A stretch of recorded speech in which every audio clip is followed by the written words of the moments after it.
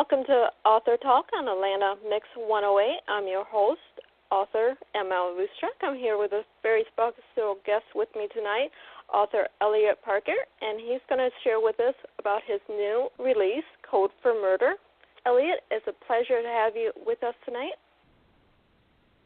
Thank you so much, Melissa. It's great to be with you. Thanks for having me on. Now, I see your book, Code for Murder, is set in Cleveland, Ohio, with a very fictional Cleveland Browns player. Can you tell us a little about how you came up with the story? Oh, sure, absolutely. A lot of this kind of comes from personal experience, and a lot of it comes from family experience as well. My dad's side of the family, I'm from West Virginia originally. My dad's side of the family, they were coal miners, and a lot of them worked in the coal fields in southern West Virginia in the 50s and 60s. And when those coal mines started going through their first downturn, a lot of the mines, really in the late 60s, mid to late 60s, early 70s, started to shut down. A lot of my dad's uncles and aunts and all of them moved north for work. So they moved to Cleveland. They went and worked in the shipyards, down by Lake Erie. They worked in the steel mills down by Lake Erie in Cleveland. A couple of them worked at the Goodyear rubber plant in Akron when it was up and active.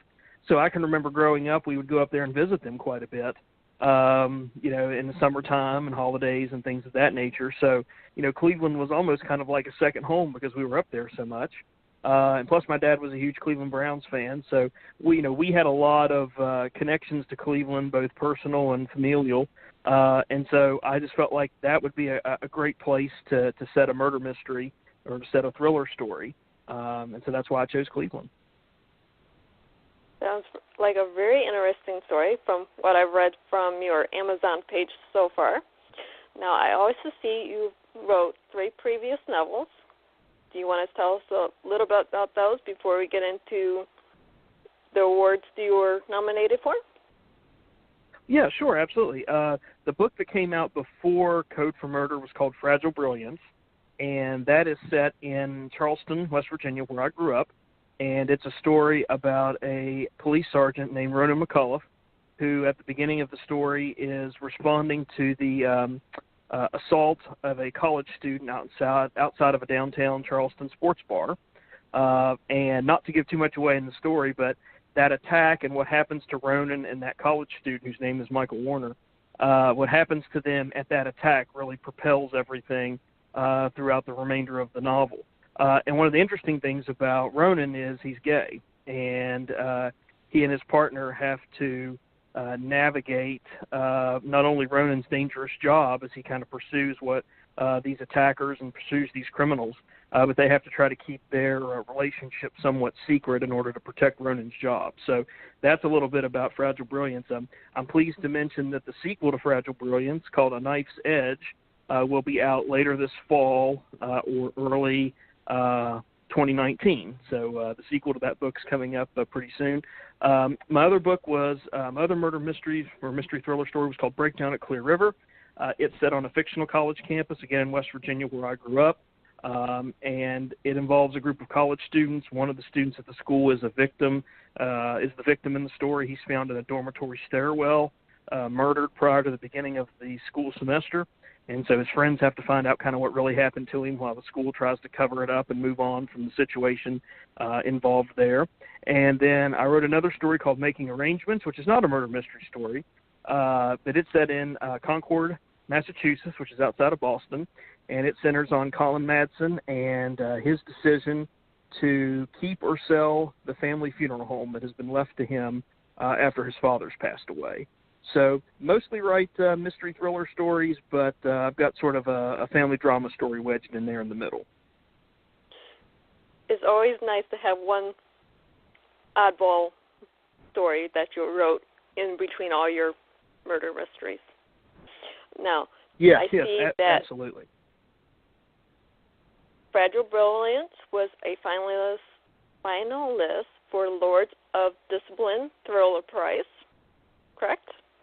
And I also see that you won the Literary Merit Award for West Virginia in 2016, as well as the Bronze Award for the Mystery Thriller Writing from the National Airy Habitat Organization. So you've quite accomplished there. Yeah. Oh well, thank you. I was honored to win those awards, or to be nominated for them. The one I'm really, and I know this as a writer, you don't really write for awards. I mean, that's not really the purpose of doing it, but it's always nice when someone outside of kind of your sphere of influence recognizes your work as being quality work. But I was really proud of being a finalist for the Lords of Discipline Thriller Prize, which is now basically called the Southern Book Prize for thriller writing, now that Pat Conroy has died. And I was really proud of that because Pat Conroy is or was an idol of mine. I mean, I became a writer because of two writers. Pat Conroy was one of them, and John Steinbeck was the other. And I can remember, being in high school and college, devouring everything that John Steinbeck and Pat Conroy wrote, just because their sentences and their descriptions and the way they created characters was just so lush and rich and wonderful. To be a finalist for an award associated with a writer that you have looked up to and have really admired for so long was a real treat and a real honor. In fact, he wrote me a little note and signed it not when the finalist list was announced, and it basically said, "Keep writing." It said, "Dear Eliot, keep writing, Pat Conroy," and I still got that. In fact, I framed it. I framed it when I got it, and then, of course, he died a little over a year later. So when I'm having moments where I'm struggling to write, or I'm wondering, is this time well spent, or am I getting anywhere with this writing project, I will pull that out and look at it and think about Pat Conroy, that he took the time to encourage me to keep writing. So that was a tremendous honor to be connected with an award associated with his name. Oh, yes. It's always, as an author, as a writer, as a journalist, to get an award that's associated with an idol that goes far beyond anything else that you can get in the award atmosphere. Now, are you a pantser or a planner with your writing? Oh boy, that's a great question. I'm more of a planner than a pantser. However, I do not plan myself to the point where writing becomes restrictive and becomes a situation where I feel like I have no flexibility to step out of kind of my outline. A good way to compare that, if you listen to any interviews with James Patterson, and I use this a lot when I'm giving workshops or talking to students or really anybody about writing, is James Patterson will tell you he does these very detailed, intricate outlines that are 16, 17, 18 pages long. And he can tell you the color shirt that a character is going to wear in chapter 3. And he can tell you the color jeans that the character is going to wear in chapter 16. And he can tell you the temperature of the day on chapter 18. I don't do outlines that detailed. What I typically do, I have an idea, a beginning, middle, and an end, kind of how I want the novel to begin, what I think or short story, or what the climactic moment is going to be, and then kind of what the resolution is going to be. I use Post-it notes a lot to keep track of that, and I'll color code those Post-it notes. So green Post-it notes might be, for setting. Pink Post-it notes might be for plot. Red Post-it notes might be for character development. Blue Post-it notes might be for setting. And and I'll put those up on a piece of poster board and move those around as I'm going through the story, as I'm thinking about it, as I'm working through the different plot points in the novel. And I do that for a couple of reasons. One, it helps me not to forget something that I want to include, but also it's kind of rewarding when you look at it and you wonder, am I really making any progress at all on this novel, or am I making any progress at all on this short story? And you can go in and see, well, yeah, actually you are, because yesterday you had, 7 or 8 pieces of information about the setting in your settings column on your Post-it notes. Now you only have 4. So you are making progress, and you are kind of, moving in that right direction of having a completed draft. So I do. I do plot, but I definitely don't do the James Patterson 16-page Roman numeral outline, 1, 2, 3, ABC, 1, 2, 3. I just find that's too constricting for me. It's too much like a like a math equation, and I feel like I get too focused on making sure I check off every part of that outline that I don't give myself the freedom and the flexibility to do some different things, or sometimes just let the story go in whatever direction it's going to go in. So yeah, I do have to have a little bit of plotting when I sit down to write something. Now, you mentioned you do workshops. Do you have any that are coming up that other authors could get in touch with you at? I do not right now. There's a possibility of one coming up in November in West Virginia, and that is affiliated with an organization called the West Virginia Writers Organization. They have a fall one-day conference which takes place in Flatwoods, West Virginia, which, if you've ever been to West Virginia or know anything about that, it's about halfway between Charleston, which is the capital city, and Pittsburgh, which is on Interstate 79. It's about halfway to both those places. I've been tentatively asked to do a workshop for that conference, but I don't know exactly. Haven't had it all finalized yet. But I did several workshops last year, spoke on several panels. I spoke on a panel at the Ohio Anna Book Festival in April. I gave a workshop at the West Virginia Book Festival in October last year. I gave a workshop at the Lewisburg Literary Festival last August. So yeah, I'm giving workshops and speaking about writing, or about certain aspects of writing, or about mystery thriller writing at any time, and I'm certainly welcome to do that. If one of your listeners is involved in an organization and would like me to come speak, or I can do workshops for 5 people, or I can do workshops for 50 people. That doesn't necessarily matter, but I'm happy to talk with folks about that if they would like me to come and speak to their writing group or their organization, or conduct a workshop. Now, I also find with a lot of authors, small press to mainstream, a lot have other talents besides writing. Like for me, it's digital art and translating. Do you have any other talents? Not really any other. I would say I don't really know if I have any other talents. And there's a lot of things I like to do, certainly outside of writing. I like to travel. I like to take walks.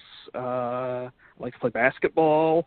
I like to go to the movies. I like to read, certainly, which I think is probably pretty close to what every writer is.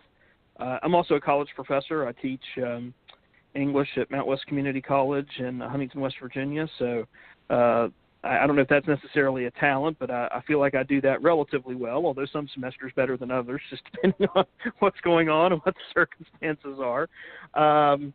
But I find, I love the arts, and I love the fine arts and the performing arts, but I found that, in terms of engaging with those or having talents in all of those, really writing is my main thing, although I like to, interact and attend and support the other arts. But a lot of the things I like to do are not always connected with writing.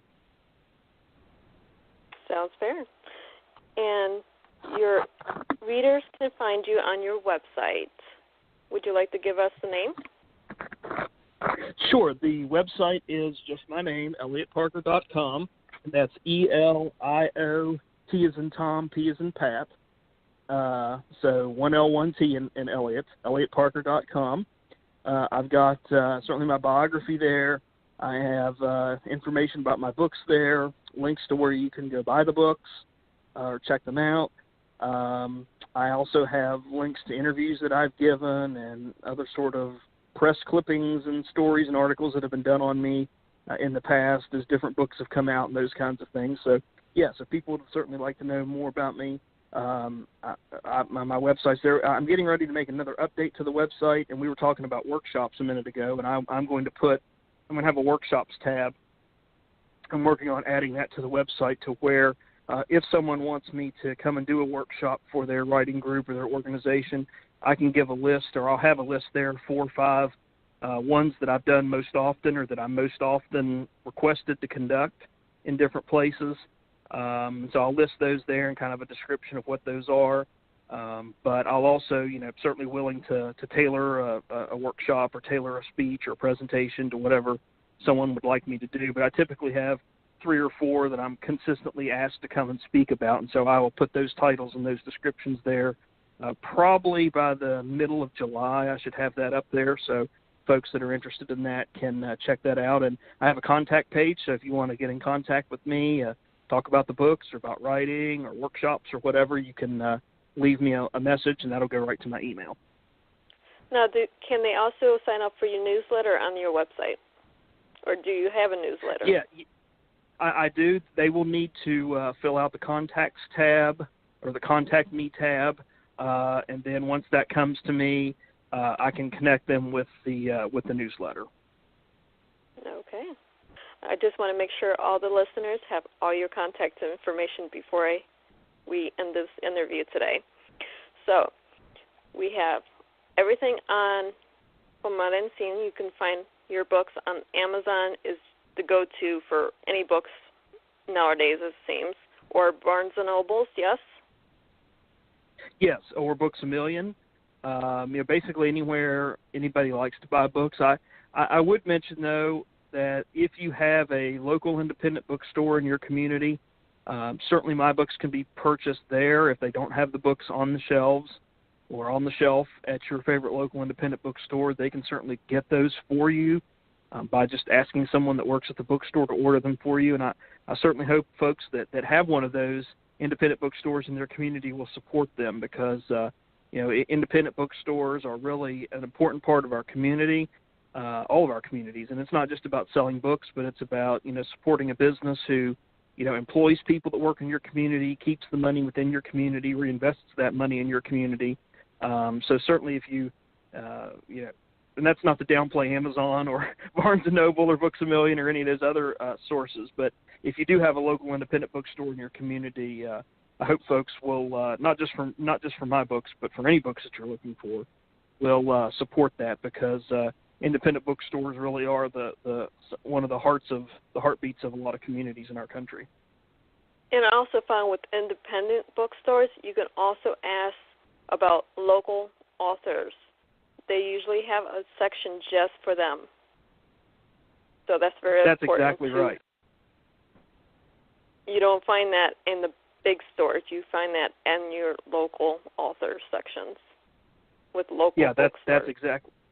That's exactly right. Absolutely. And I'm so grateful and so thankful to the independent bookstores in West Virginia and Ohio and Virginia and Pennsylvania and Tennessee and all over the country where my books are sold, because those folks, as you said, are the ones who will put your book on display when someone comes in and says, I'm really looking for a good mystery thriller story, and I'm looking for something to read. Do you have something in mind? They can say, oh yes, over here in our local section or in our regional section or in our Appalachian section or wherever it might be, we've got a great book here that I think you'll love. And if you go to a chain bookstore and ask that, oftentimes they're going to tell you, well, let me take you over here to the section with him. Let me get you a David Baldacci book, or let me get you a James Patterson book, or let me get you a Lee Child book. They're not always going to go for that other type of author. So yeah, that's exactly right. They are so helpful to authors, especially. We're really all authors, but especially authors that are starting out and trying to get a foothold established in the marketplace to be able to showcase your books and make it available to readers.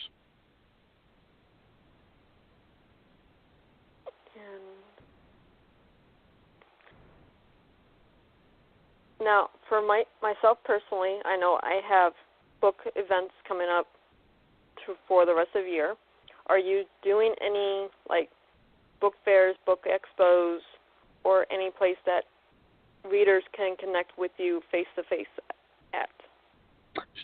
Sure. Yes, I will be at the Mountain State Arts and Crafts Fair in Ripley, West Virginia in July. That's July 4th, 5th, 6th, and 7th. I will be at the Lewisburg Literary Festival. That's in Lewisburg, West Virginia, the first weekend in August. I will be at the Authors on the Alley, which is at Keystone Books in Ohio. I believe that is the first Saturday, maybe the 8th, 7th or 8th. I don't have my calendar in front of me, but the 7th or 8th in Ohio. I'll be there for that. I'm going to PennCon, which is a big book convention in St. Louis, later in September. I will be at the West Virginia Book Festival in Charleston, West Virginia at the end of October, and I will be at the Kentucky Book Festival in early November at Frankfort, Kentucky, which is at the Horse Park, I think, there, in one of the big assembly buildings there at the Kentucky Horse Park in Frankfort come November. So yeah, I'll be out and about all over the place, both kind of in the region here, but also kind of going elsewhere as we move through the summer and into early fall. There we go. And it was very nice to have you with us today and telling me all about your books and telling our listeners all about where you're at, how they can get a hold of you, and what's to come with your books and your work. Well, it was my pleasure to be on the program, and I really appreciate you inviting me and having me on. And I hope to have you on again when your next book comes out in 2019. Sounds great. Look forward to it. All righty. I will talk to you then. And for our listeners, this is M.L.Ruscsak, author of the Light and Dark series, signing off for Atlanta Mix 108.